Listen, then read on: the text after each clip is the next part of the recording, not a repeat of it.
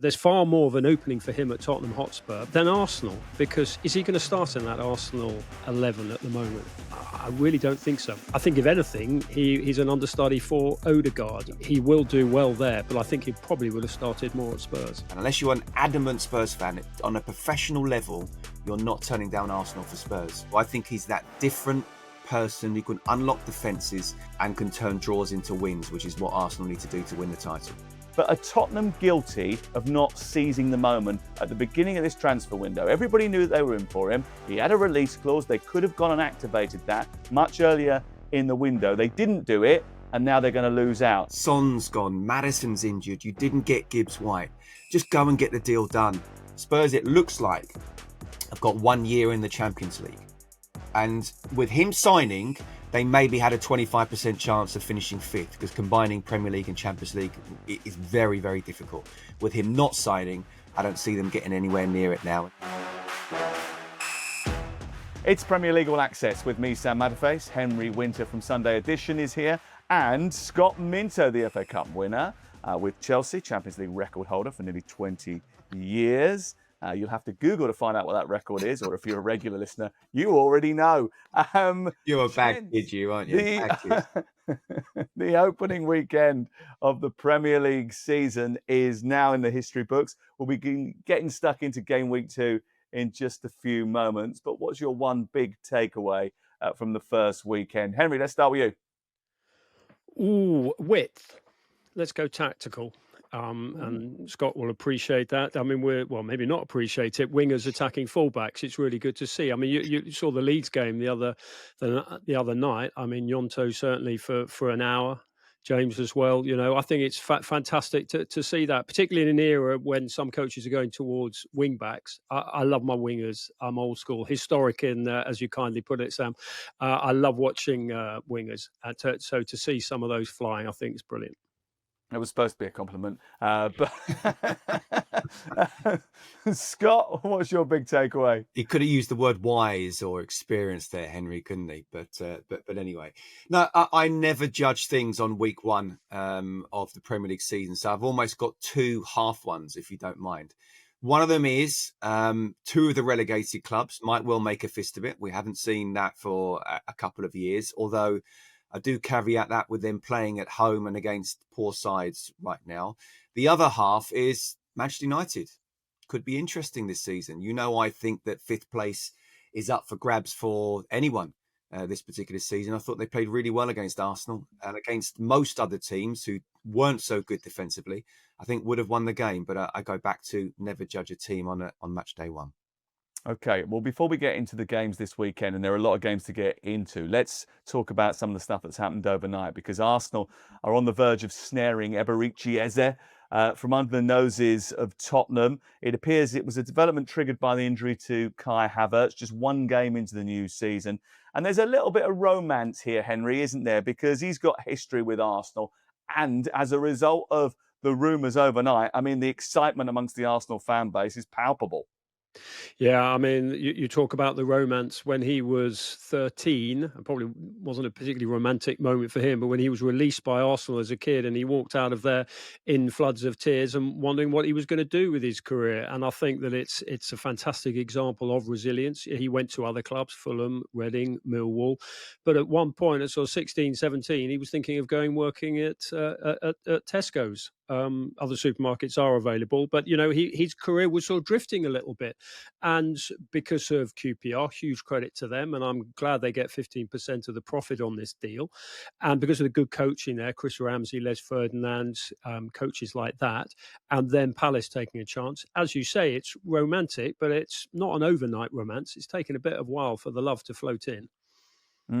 Obviously, they've got a lot of attacking options now, Arsenal, but keeping on the supermarket theme, every little helps. What does he bring that Arsenal don't have, Scott? I'm now trying to think of another supermarket slogan and I can't off the top of my head now. What does he bring? I mean, Arsenal drew far too many games last season because they came up against teams who just tried to be as solid as possible. And with the likes of Martinelli and Saka, I mean, I'm with Henry. Only post playing now that I love watching wingers and going wide and taking on the fullbacks. But Martinelli hasn't quite developed into the player that we thought he could. He also, because Martin Odegaard, although he played quite well at the weekend, didn't have his best season for whatever reasons. Injury wasn't quite 100%.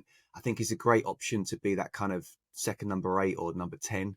And he can help unlock defences. And I can absolutely see almost, when you sort of, I wouldn't quite say a Gerrard and Torres relationship, but I definitely can see it won't take long for Gyökeres's runs, who made a lot of runs, I felt, at the weekend at Old Trafford, and wasn't given the pass. I believe that Eze will see that. So I think he's that different person who can unlock defences against tight defences and well organised, and can turn draws into wins, which is what Arsenal need to do to win the title. Yeah, it might be that it is a very similar relationship to the one that he had with Jean-Philippe Mateta at Selhurst Park. But on the other side of this coin, if Tottenham are to miss out on this opportunity to bring Eze into their club, they're going to be accused, and their fans are already kicking off about this, of not being able to get the big deal done again. Is this because Arsenal are a more attractive proposition, Henry, or is it because Tottenham dawdle in negotiation and don't seize the moment? Well, to continue the supermarket theme, it has to be as Arsenal in this case because of the. I mean, they are a big allure. I mean, Tottenham have got a magnificent stadium. I think they've actually bought well this summer. Daniel Levy's come in for a bit of criticism from the Tottenham fans for not getting this deal over the line. Obviously complicated, A, by the Havertz injury, but also the fact that Palace have got a game tonight. I think they've actually bought pretty well. Kudus, getting Palhinha on loan as well, getting Romero signed. I thought that's re-signed. I think that's a huge thing, and obviously Thomas Frank coming in. You saw that in the first game. Are Arsenal a more attractive proposition? Yeah, I mean, if you look at them over the last 3 years, finishing second, pushing for a title. Tottenham, obviously, they won the Europa League, which was magnificent, but they finished just above the relegation positions. So you could see why Arsenal, for many reasons, would be. But look, Scott's better qualified to speak on this than I am. But I would have thought, in terms of his England chances, he'll go to the World Cup. I'm sure Tuchel likes him, but there's far more of an opening for him at Tottenham Hotspur, particularly as a 10. Sadly, with Maddison being out, Gibbs White, Tottenham not getting that deal over the line. Then Arsenal, because is he going to start in that Arsenal 11 at the moment? I really don't think so. I mean, he's a fantastic player, but he's not a flyer down their left. They've got other players who can do that. I think, if anything, he's an understudy for Odegaard. I know he's slightly more on the right, but he drifts in as a 10. So it'd be interesting to see how much he played. But look, he's bound to play because Arsenal are attacking on 4 fronts. But it's going to be interesting to see whether he's coming on, how much he's influencing game, because he's a fabulous talent. We saw that with a free kick at the weekend. We've seen it when he's played for England. I mean, his goal return for someone who plays not as a centre forward is pretty useful. 40 and whatever it is, 169 for Palace. So look, there are many attractions for Arsenal to him, and look, he will do well there. But I think he probably would have started more at Spurs. This is a fascinating situation, Scott, isn't it, as a player? Because you've got to juggle so many different propositions in your head. You can go to Tottenham, play every single week, but you're in a team that isn't probably going to fight for the title. But if you go to Arsenal, you could be part of a Premier League winning squad and a team that goes deep in the Champions League. Plus, you've got an emotional connection to Arsenal. He's an Arsenal supporter. So there's lots of different things that he's got to juggle here. But are Tottenham guilty of not seizing the moment at the beginning of this transfer window? Everybody knew that they were in for him. He had a release clause. They could have gone and activated that much earlier in the window. They didn't do it, and now they're going to lose out. That's why their fans are annoyed. And I totally can understand them as well. I mean, only Spurs can finish second in a one-horse race. I mean, it's just unbelievable how Daniel Levy, look, brilliant businessman, fantastic businessman, but you have to try and get that extra piece done. Son's gone, Maddison's injured, you didn't get Gibbs White. Just go and get the deal done. And it just took an injury to Kai Havertz or somebody like that, and suddenly one of the real big boys swoop in. I'm actually more optimistic about his game time than Henry is. I really, really like this player. And when I was covering the EFL during COVID, we were trying to sort of work out ways. There was no football. How can we sort of get stuff out there? And we did a team of the season. And I had him in my team of the season and said, look, this could be a real potential star if someone can believe in him. I think his backstory is amazing. The fact that he has, and Henry's mentioned so many of the clubs that he's been at. I think not only is he a great example for young professional footballers, and I know some who were broken when they first were told, right, you're not getting a professional contract or no more than 1 year and then you're done. But I think he's a great, in the world we live in right now, a great example of resilience to anybody. So for him to come in, I think he's that good that he will start once he's up, and probably in Martinelli's particular position. But in terms of Tottenham, I mean, this is a massive, massive blow because I'm sorry, I don't even care if you're a Spurs fan, unless you're an adamant Spurs fan on a professional level, you're not turning down Arsenal for Spurs. Spurs, it looks like, have got 1 year in the Champions League. And with him signing, they maybe had a 25% chance of finishing fifth because combining Premier League and Champions League is very, very difficult. With him not signing, I don't see them getting anywhere near it now. And it's a big blow. And he's signing for a regular club or a club that's regularly in the Champions League and fighting for the Premier League. And you have to have belief in yourself. And he's done that all these years. I wonder whether or not you think that his conduct, though, over the course of summer, because there's been a lot of talk about him over the course of the last couple of months, but he's sort of behaved in a way which has not alienated any of the Crystal Palace fans. He's turned up every single week. He's not posted anything on social media. Stark contrast, Johan Visser, Alexander Isak, and some weird kind of cryptic social media use by Wesley Fofana yesterday. Should we talk a little bit about those situations? Because Isak in particular has come out quite stridently and said that promises were broken. We understand now that Johan Visser feels the same about Brentford. What does this tell us about where the power lies in football, Henry? Oh, we think it lies a lot with the players. Look, the game is nothing without players, and obviously fans as well. But clubs, particularly when they have players under contract in three more years, particularly in Isak's case. I mean, I was at the PFA Awards gala the other night, and Salah went up on stage, collected his award, and we're all sort of applauding, but also scrolling through our phones and reading Isak's statement on Instagram, which was not quite a declaration of war, but it was quite sort of provocative.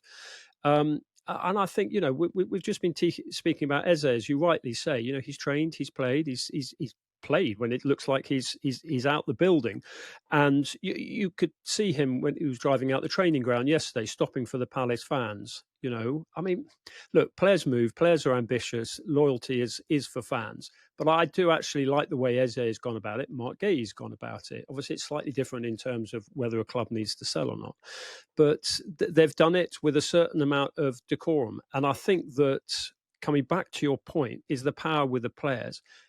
He's still under contract. I mean, the Saudis, if they want to play hardball, they can say, right, you can sit by the time with a fishing rod and just while away the months until the World Cup comes. Interesting. Sweden have a squad announcement next week, games against Slovenia and Kosovo, away games, World Cup qualifiers, important games.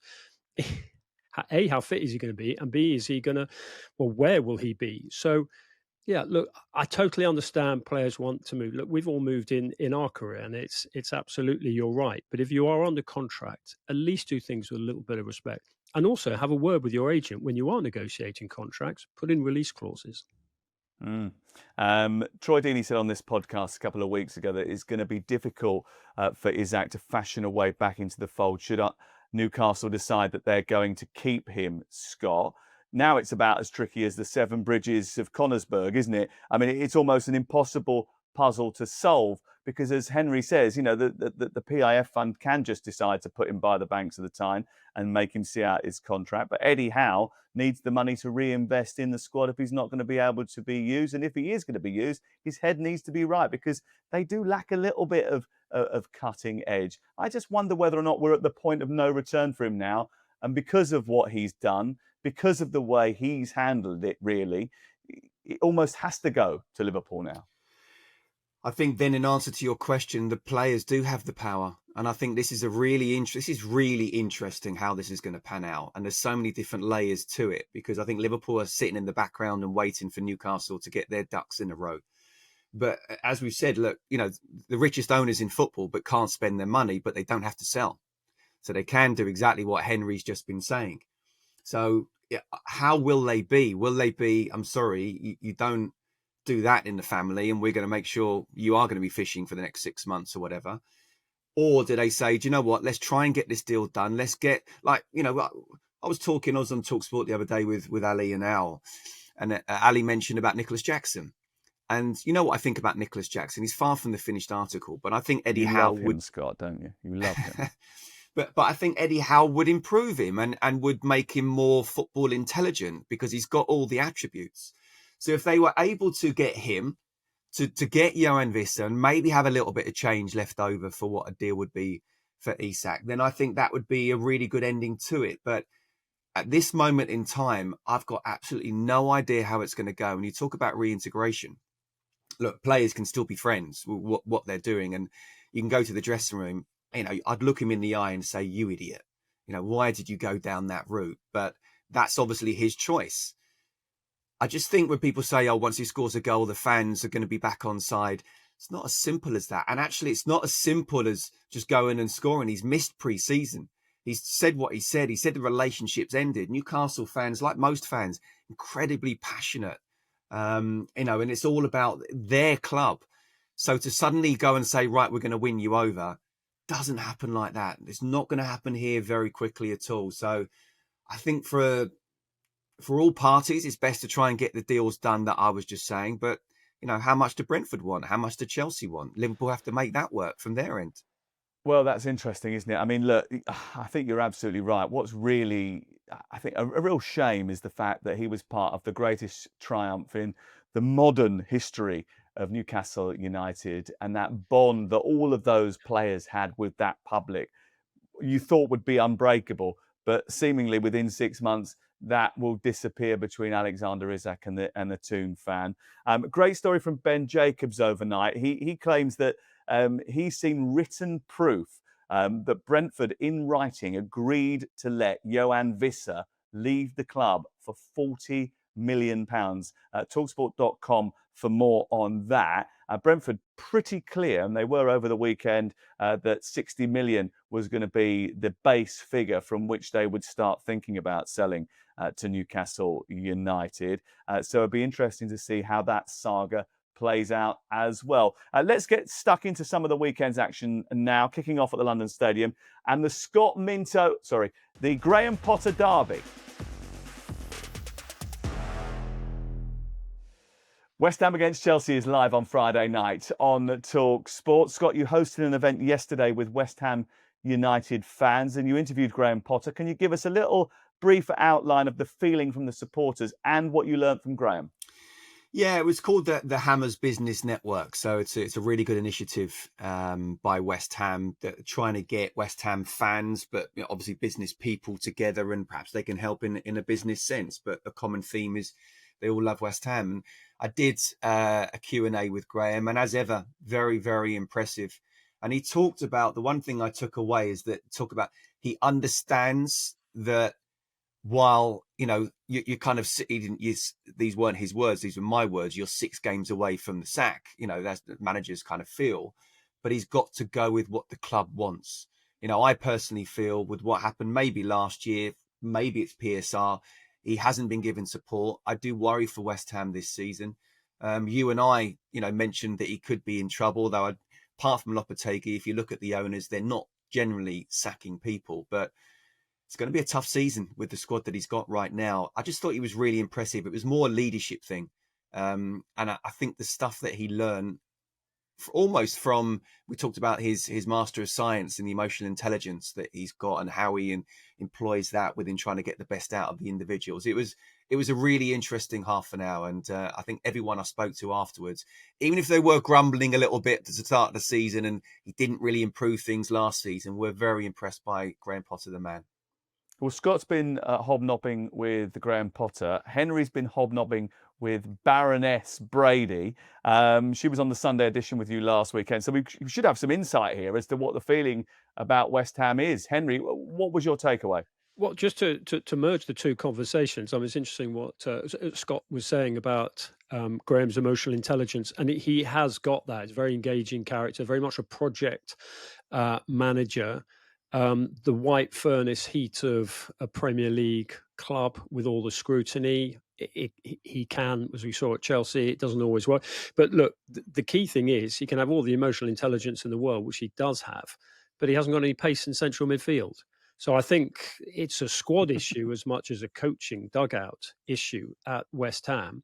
And again, I mean, I asked Karen on the program on Sunday. I said, well, is one of your issues pace it in midfield? And she talked about she obviously doesn't want to get sort of directly into sort of footballing recruitment areas. But I think any West Ham fan you talk to can absolutely highlight the issue that they've got, and whether it's up front or whether it's in central midfield. And they are so reliant on Jarrod Bowen. And I think probably one of the most important things, one of the most important people for West Ham is Jarrod Bowen's father-in-law, who is obviously a sort of hardcore West Ham fan. And I don't think that any club trying to show interest in Jarrod Bowen, and he could easily play at a Champions League club, they've got to get past Danny Dyer first. Both Danny Dyers. Both Danny Dyers, yeah. Chelsea have got a pretty bad record when it comes to going to West Ham. They've actually failed to win 6 of their last 8 visits to the London Stadium. What should they fear this time around, Scott? I felt a lot of nerves at the London Stadium yesterday, so I'm not sure. I think if Chelsea are very much on the front foot, then they should go on and win this game. What should they fear? I think the atmosphere of a West Ham, London Stadium, obviously we've talked about it many times. It's not Upton Park, but still incredibly passionate fans. I played in this fixture for both sides. I know that it means a lot to the West Ham fans. So they'll be up for that. After what happened with Sunderland, where in the first half, I don't think they were too bad. And that's what Graham was saying. Second half, and I was at Brighton, I was listening to Adrian Durham and Mickey Gray. As soon as 1-0 went in, there was no, talk about resilience with Eze. There was no resilience there. There was no backbone. And there were 2 simple balls put into the box. Now, we'll have to wait and see whether Delap starts. And if Delap does start, then maybe they'll do something similar. If Joao Pedro starts, then they will try to play how they've been playing over the last sort of couple of games. But look, I think Chelsea have the better players. I think they have, obviously, they're riding a wave of winning the Club World Cup as well as finishing the Champions League and winning a European competition. I think on paper, Chelsea should go on and win this, but it's not played on paper. And West Ham at home, even when they've got the backs to the wall, is a very dangerous animal. Chelsea had 19 shots in the game against Crystal Palace without scoring. Maresca says he wasn't too concerned, but does it put a little bit of pressure on them to get 3 points this weekend because they dropped 2 last week? Henry? Yeah, I mean, it does put pressure on them, clearly. I think it also puts pressure on them to show that they haven't still got the Club World Cup in their legs, because there is that, element, that concern. A lot of people were saying that going into it. It's a long, hard season. Cole Palmer, obviously magnificent player. He had his dip. They can't keep relying on sort of Caicedo's excellence. They've got issues at the back. I was really frustrated to see Levi Colwill, who I thought was on the brink of a really good season, having that injury. So, yeah, but Chelsea will go there. Their fans will be up for it. West Ham fans will certainly be up for it. It's not a stadium that lends itself to atmosphere. But Chelsea, you look at it, how many West Ham players would actually get into Chelsea's starting 11? I mean, Jarrod Bowen, obviously. I mean, you could argue maybe Mads Hermansen if he's at his best, which he showed at Leicester City, not so much last weekend for West Ham. Perhaps get in because Chelsea still have an issue in goal for me, but actually not that many. And that has to be a concern for the recruitment at West Ham, as well as for Potter trying to get his team up for this important game. Chelsea haven't failed to score in their opening 2 league matches of a season since 95-96, when Scott Minto was in the team. Do you know what? That's the second time you've been a bad kid. So I just had a quick look. 2 clean sheets in both those games as well, Sam. Brilliant. What a great start of the season that was for us. By the way, Chelsea are going to turn up, I think, on Friday night, wearing this god-awful brand new kit that they've got. they've done it. Obviously, they've been with Nike for a little while now. That they've gone down this road of doing total 90 remakes, which is fine if you were part of the Nike family in the 90s and you had a total 90 kit. Chelsea didn't have that. Chelsea were Umbro in the 90s. They've never had a total 90 kit.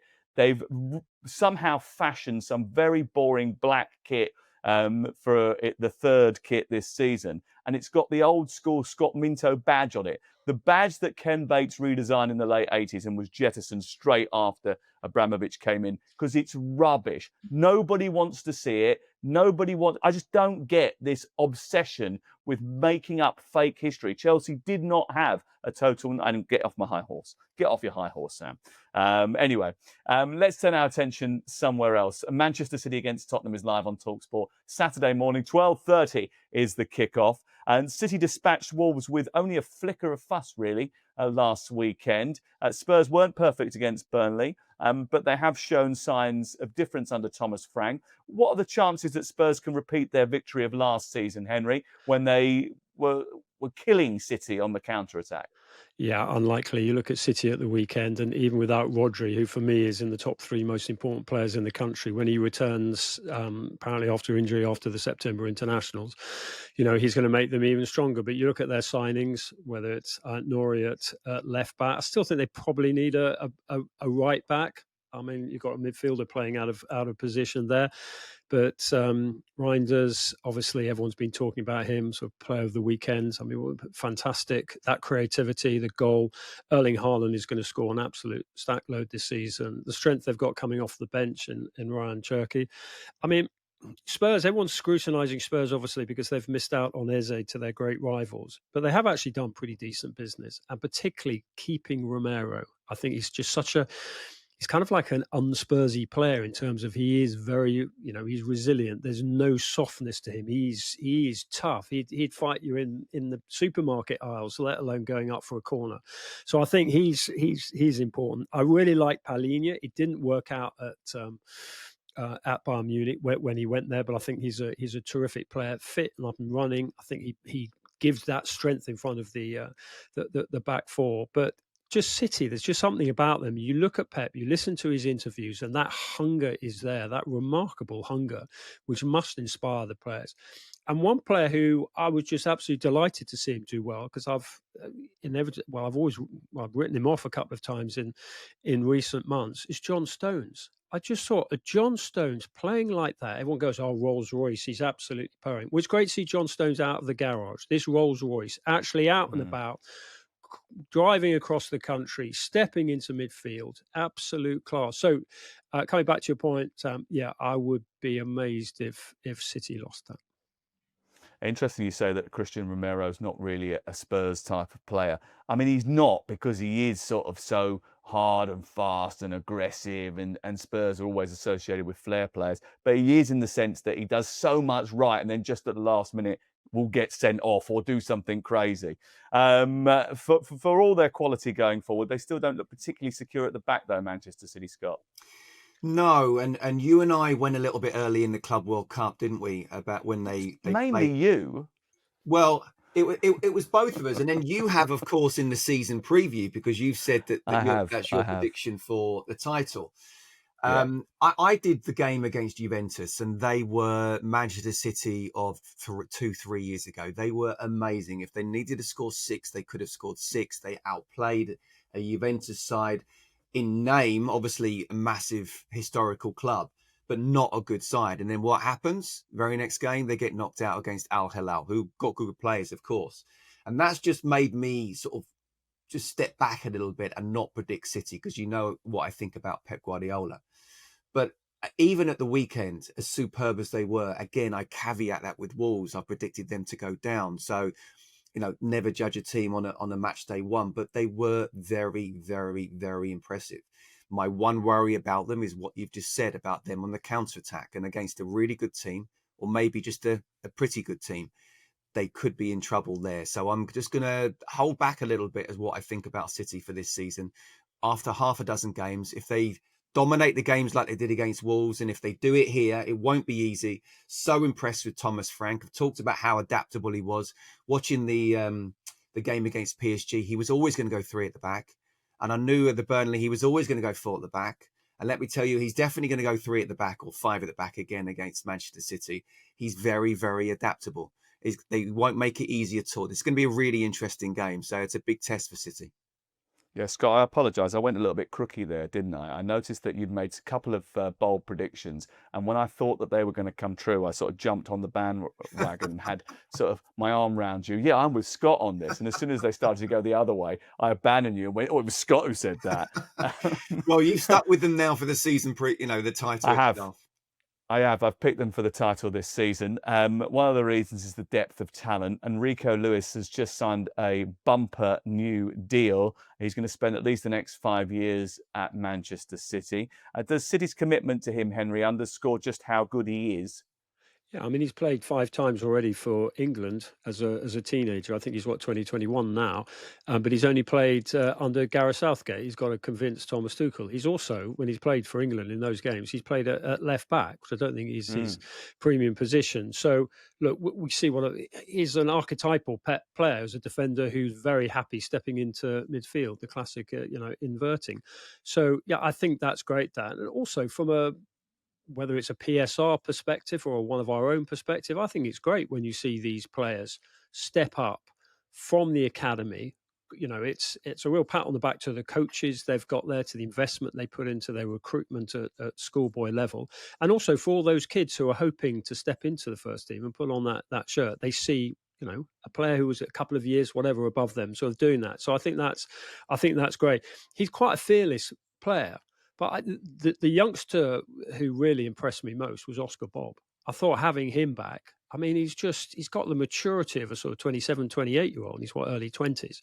He was injured last season, which held City back. But I think to have him back, and while we're on the youngsters theme, James Trafford stepping into goal, and whatever the issues with Edison, he's still, over the last 10 years, been in the top 3, 4, 5 goalkeepers in the world. Trafford looks very calm. I mean, he's not the most in-depth of interviews, as the presenters found on stage at the PFA when he won championship player of the season. But what a goalkeeper he is, and he'll definitely go to the World Cup. And he's putting pressure on Henderson as number 2, and Henderson's in great form. So I thought that there was many reasons to back up your early bandwagon jumping of City, Sam. Yeah, no, I'm committed now. I've put it on paper, so it has to be. So Henry's doing to you, Sam, what you did to me. So he's jumping on. We'll see whether he just backs off at all after a couple of games.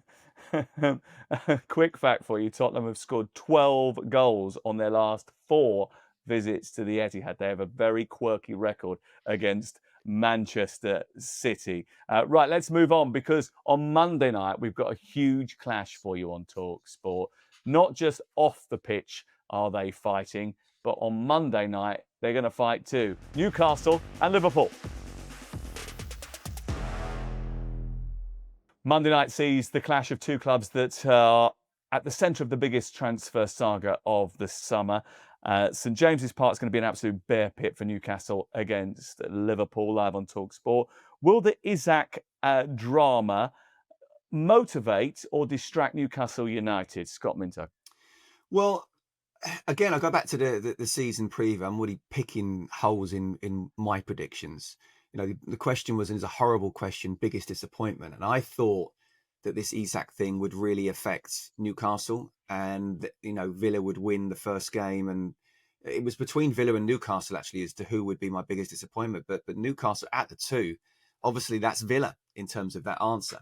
I was really impressed with how Newcastle played. They looked really solid. They looked really up for it. They could have scored very early. If they had done, I think they would have gone on to have won the game. So I think, and I look at the players that they've got, and even the players that they've brought in now with Malik Toure, and have to wait and see when and if he's integrated into the starting 11. It's still a really good side, but of course they're missing that striker.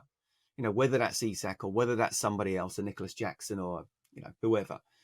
It's a very, very good side. So they weren't affected at the start of the season against Aston Villa.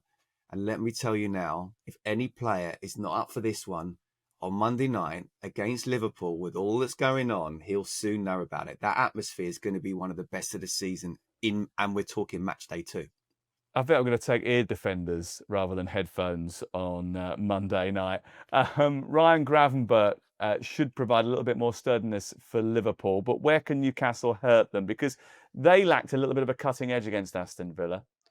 Yeah, I mean, it's interesting. Anthony Gordon obviously played through the middle, but I think when he plays on the left, I think he can give, even top right backs a bit of a chasing. And it's interesting when you look at Liverpool's right back situation this season. Conor Bradley obviously is, I don't know how fit he is, but Frimpong started the other day, and Frimpong likes to push up, and it's one of the reasons why they bought him is where Mo Salah goes off to the AFCON. Frimpong presumably slots in on the right wing.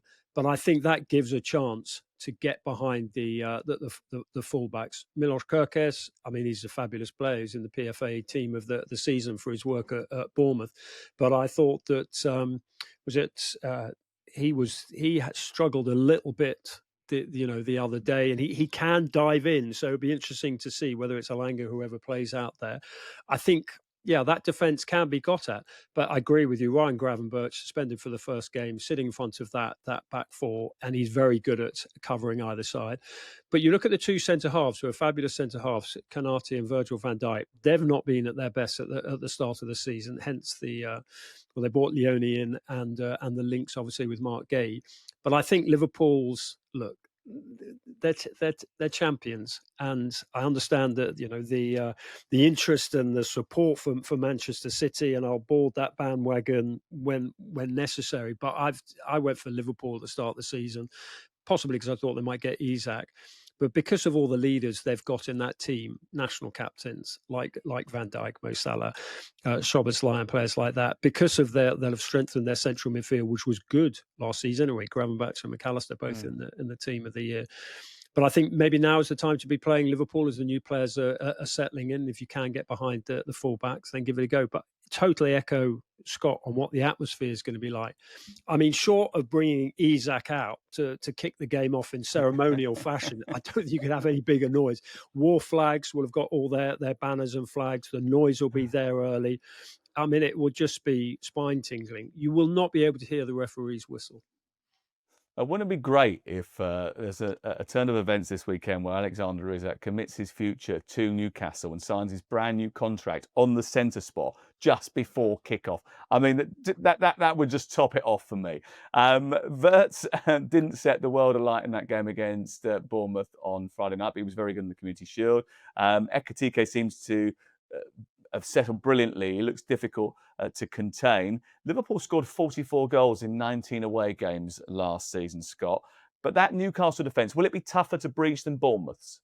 Yes, it will. If you look at the players that they've got obviously Cher and Byrne, who are very good Premier League players. I like Dan Byrne, who's getting the very best out of himself. I like the fullbacks. Obviously Kieran Trippier, so experienced, and Livramento, who I believe will be going to the World Cup. I think Byrne was man of the match last week, by the way, against Aston Villa. I thought it was absolutely terrific. Yeah, well, you were there as well, and you sort of felt it. Honestly, I think you're right. I think Liverpool don't look quite the side that they were last season for understandable reasons. I think Gravenberch will make a difference. It's interesting, isn't it? It's playing like a 4-2-3-1. Yet last season it was like a 4-3-3, so only one holder. Just goes to show it's not about systems as such; it's about players. And Gravenberch will make that difference. Whether he has someone alongside him or not, it'll give him much more protection. But as Henry said, the fullbacks, I agree with him. I didn't think Kerkez had a very good debut, to be honest with you. But he is a very good player.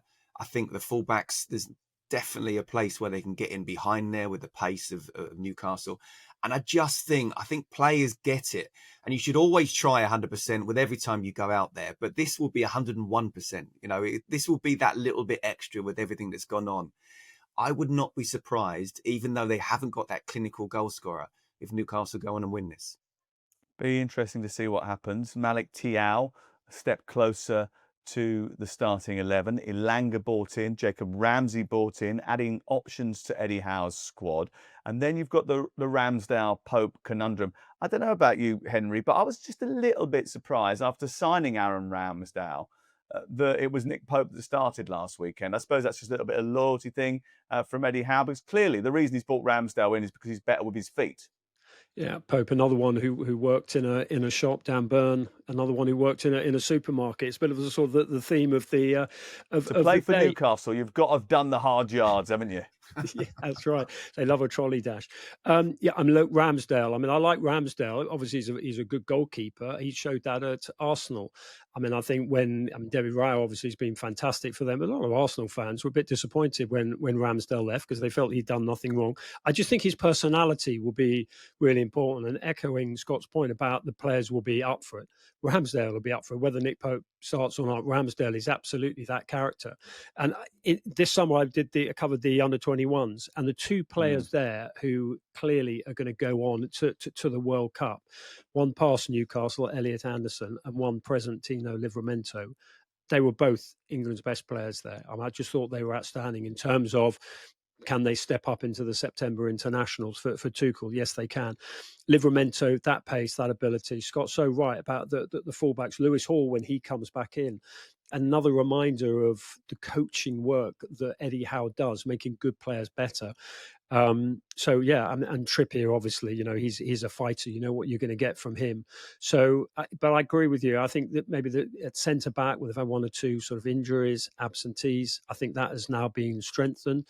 I think at some point he's going to have to make a decision on who his starting goalkeeper is, because I can't believe that Ramsdale has gone there to sit on the bench for a year when there's that England number 3 position up for grabs. Nick Pope will fancy himself in that as well. So, yeah.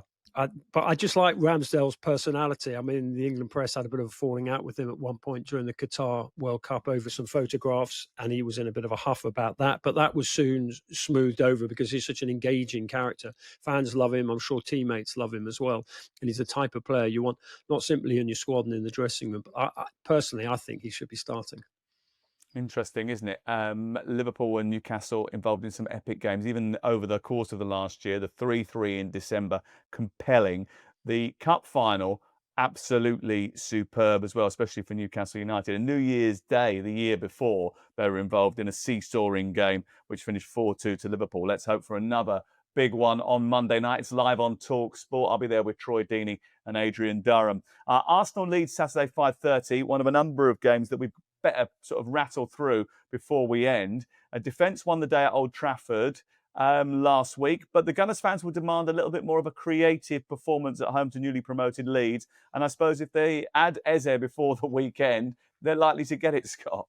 That's it, Sam. Arsenal was my pick just because I felt I couldn't trust City yet. But look, difficult place to go. And I thought United were very, very good. But to get 3 points is brilliant.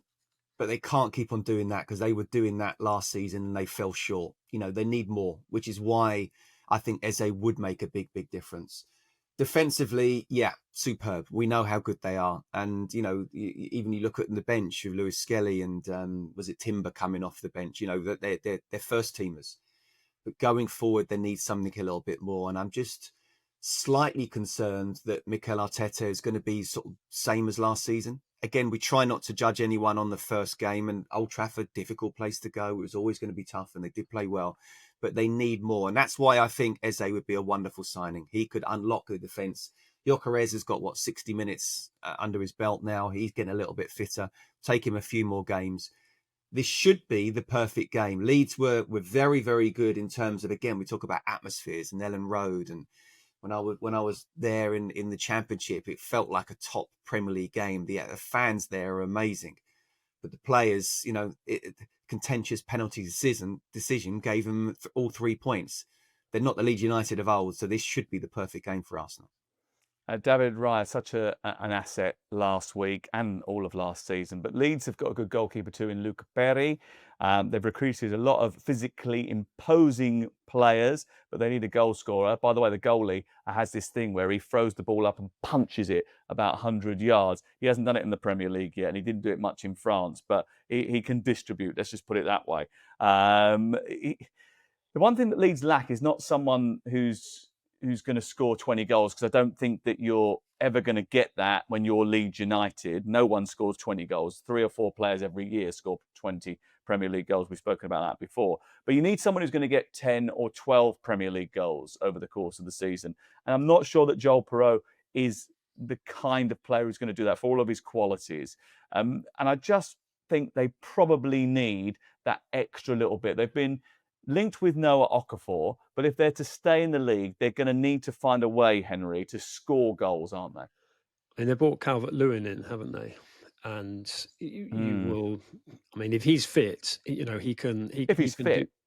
Yeah, I mean, he can do some damage. It's been quite interesting following him on the social media. People were questioning him why he didn't go to a team that's playing in Europe, and he said, well, he's gone to a bigger club, and then he signed it off marching on together. So he's already embedded himself with the Leeds fans.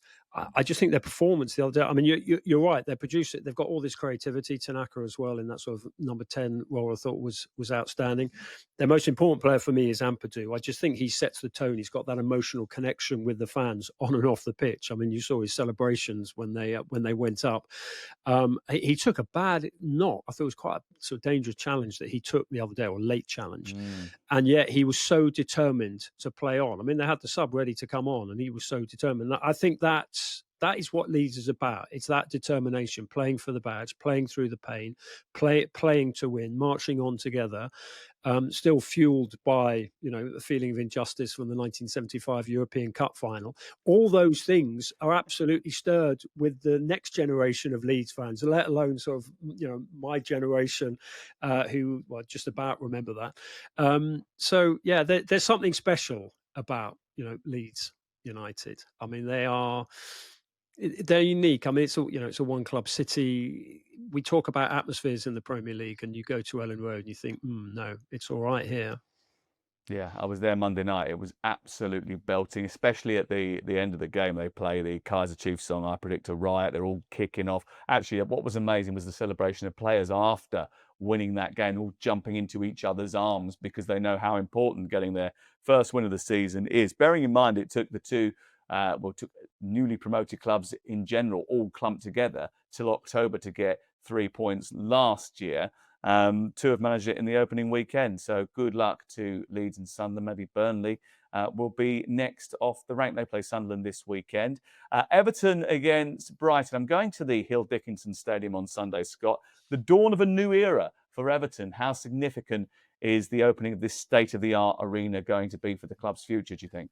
Yeah, I think it's incredibly significant. Again, I look at West Ham and, the London Stadium, it's not Upton Park, and I think everyone appreciates that. But, from a financial point of view, it made absolute sense. And I think for Everton to try and kick forward, Everton's not that team that it used to be. I remember it in the 80s when it was one of, if not the best, certainly alongside Liverpool in the country. And it's a shame that they weren't able to play in Europe in what was the European Cup. They obviously won the Cup Winners' Cup. For far too long, this club has been struggling and just, trying to stay up. And managers have come and gone. And it feels like almost a unison of David Moyes in a new stadium feels right. He was worried a few weeks ago in pre-season, but he's now getting players back. But that performance was worrying at Ellen Road. So again, we talk about Newcastle, the fans, Leeds United, the fans. With this, the new stadium, the fans are going to be really, really important here. But actually, sometimes they've been a little bit too overpowering, and I think they've intimidated some of the players. So if you're an Everton player, you absolutely need to have great character. That's the first thing. So we'll have to wait and see how this game goes, but definitely the dawn of a new era. If David Moyes wasn't in charge, I'd be saying it's a similar season for them. Just almost trying to stay up, and they still need players coming in. Yeah, well, Everton were really poor on Monday, I thought, especially going forwards. First half was a sort of lackluster performance. And I spoke to Jake O'Brien afterwards, and he says we were just not up to it, not something that David Moyes liked to hear. And Beto, I don't think played particularly well. Troy Deeney was going absolutely crackers about his performance on Monday night. Looked a little bit entitled, he said. Well, they had issues scoring goals last campaign, so they need to get Tierno Barry in the starting lineup as quick as possible. And Jack Grealish too. He's got to start, hasn't he, Henry Winter? Yeah, absolutely. I mean, you brought him in. You play him as a 10 because you've got Njai on the left. But as you say, you've got to have a centre forward who can make the intelligent runs and put away the passes that we know Jack Grealish can deliver.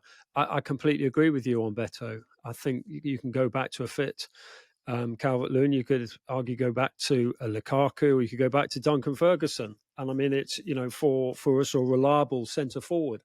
And so you can have all this creativity, but you just need this target man, this finisher. And I really don't think they've got that. And they were so poor. And it was interesting, your interview with O'Brien to basically say they were almost not up for it. I mean, that is just a given for any player, professional player, and particularly at Everton, where the fans absolutely expect that, and they will certainly expect that in this game, going to this amazing new stadium. I mean, everyone's talking about who's going to generate money for the club, which is their reason for going. It's going to generate about £1.3 billion for the local community. It's already been chosen as Liverpool's, as in the area's stadium for the Euros in 2-3 years time.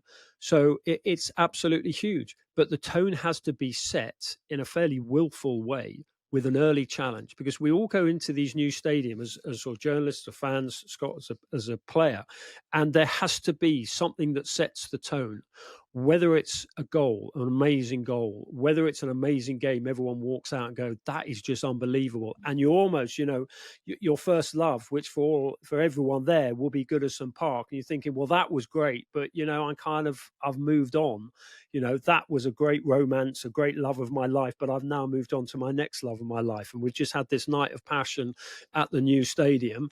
Getting a bit carried away here. I need to get back to the supermarket and calm down a bit. But, those stadiums too. I mean, my dad was a designed stadium in the US, in San Francisco, in California. So I've grown up just knowing the importance, and not just seeing them as bricks and mortar, glass and steel.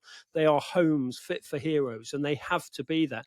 And I think the way this stadium has been designed, and I was fortunate to go in a couple of times as it was being built in the last 2-3 years, and it's like a ravine. You've got the fans right on the pitch. That steepling was it the South Stand? I mean, it's just, and they've made it so that it's just 3 feet taller than the Kop. They wanted to make that point that this is the people's club. We have got this big wall of humanity, Dortmund style. And so if there's one tackle, even if it's a Grealish going through on goal and just sort of throwing his arms up when he's fouled and winning a penalty, just one moment, just one spark to rekindle this, this great club again. But, they do need a centre forward, and Beto is not the answer. I tell you what, there is quite a bit of traction currently happening on social media of people, mainly women of a certain age, who now want to date Henry Winter after what his sort of age, impassioned Sam, before speech. we go on?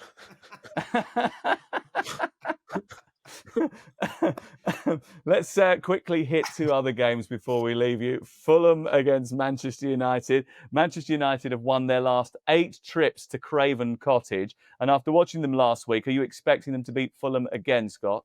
Well, I was at Brighton to watch Fulham, and actually I was quite impressed by them. I mean, Brighton should have won the game, but they hung in there. This is the test for United. Arsenal at home, they were always going to be up for it. Now, can you go to a place that's always going to be difficult, tight ground, very traditional? Can you produce that performance? If they do produce that performance, I think they will win this game. But, I think this is a massive test for Amorim and United. Matthias Cunha has scored 3 goals in his last 2 trips to Fulham. Crystal Palace against Nottingham Forest, or as it's being dubbed, the Marinakis Derby.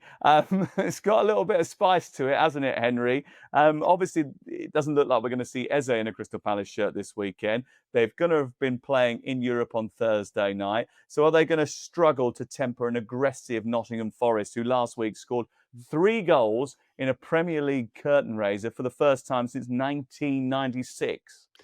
I think when you've got a player like Adam Wharton at the heartbeat of and the brains of your team, You absolutely got a chance. I just think he's been fabulous over the last 18 months. Well, go back to his Blackburn days. In fact, you can go back to his days as a schoolboy running games at Wembley for his local county side. So I like him. I like his partnership with Will Hughes. It's sort of fire and ice. And I just think that, yeah, Palace do lose players. They talk about this, but they just, it's like the sort of the Black Knight in Monty Python. They lose a limb, but they it's only a flesh wound. Keep going, and they absolutely will do. And I just think that they're very well run clubs. Steve Parish is a fantastic chairman, and they will also be fueled by this sense of injustice over UEFA, over CAS, and that's powerful, obviously for the fans, but also for the players as well. So. Yeah, I wouldn't write Palace off. I think there's a momentum to them. Brilliant manager. He's made 3-4-2-1 work better than Amarin. So yeah, I think they're. I'm still on my South London tram stroke bandwagon with Palace. Nottingham Forest done well, I think, with their recruitment over the course of the summer.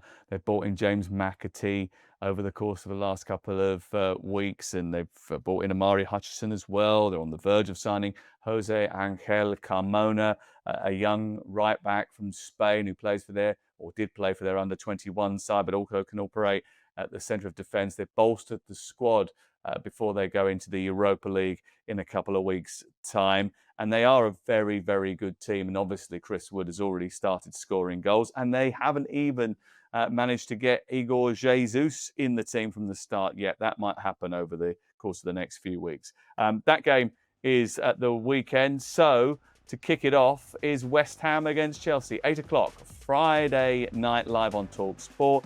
Danny Murphy with Jim Proudfoot on commentary.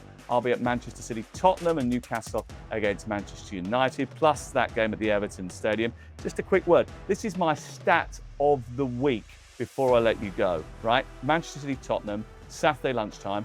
You know that Tottenham haven't beaten any team that hasn't just been promoted to the top flight since February. The only teams that they've beaten since February in the Premier League have just come up from the Championship.